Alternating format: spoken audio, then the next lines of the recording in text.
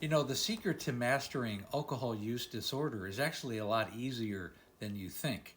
And I always find it semi amusing when I hear somebody say, well, rehab doesn't work, or AA didn't work, or smart recovery didn't work, or so the sober living facility I went to, I lived there for 6 months and it didn't work. I went back to drinking.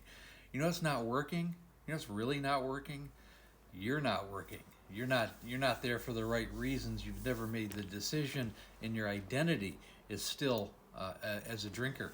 You really consciously and subconsciously aren't really making the decision to do the work, because the simple fact is, all you have to do is the work, and we lay it out for you. So for example, if you go to a 30-day rehab, or maybe even a 60-day rehab, and 2-3 weeks outside that rehab, you're drunk on the floor again. Well, you weren't there for the right reasons. You didn't make the commitment, because a rehab is designed to understand what's going on with inside you. And if you treat it like it's a vacation, like it's going to some kind of resort, well then you were never there for the right reasons to begin with. You're not doing the work, and blaming, being, drunk on the floor again. It's not the fault of the rehab. Then there's, AA meetings. You go to an AA meeting and you come out and you go, well, I didn't really like the people there. It didn't really resonate with me. I don't like standing up in front of people and telling them I'm an alcoholic. I didn't really like the spiritual side of it. It's not really me. It's not a good fit. You're talking about excuses. The point is, you need to go to a meeting, certainly when you get out of a rehab, every single day, either online or in person.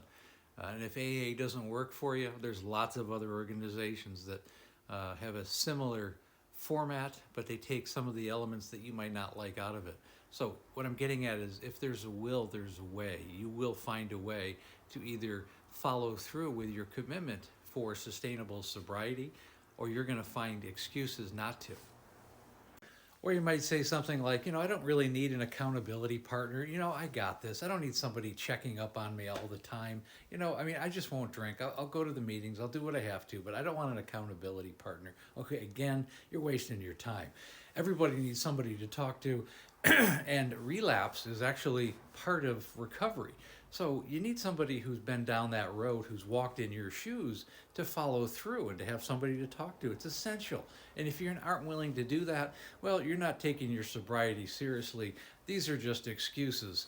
And you're going to return right back to the same behavior and do the same actions. You're going to find yourself drunk and in trouble all over again if you don't do these things.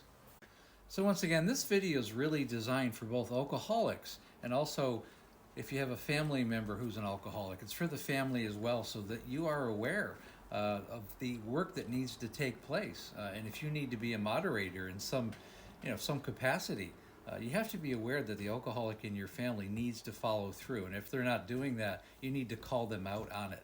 And again, if any of this type of thing resonates with you, if this is relatable, click on the link above. If you need help, with your family member, I've helped thousands of alcoholics. Just as importantly, I've helped their families. Again, please like, share, and comment. We also have a Facebook group called Amanda, A Cautionary Tale of Alcoholism. We go over these issues and a whole lot more every day. And again, thanks for listening.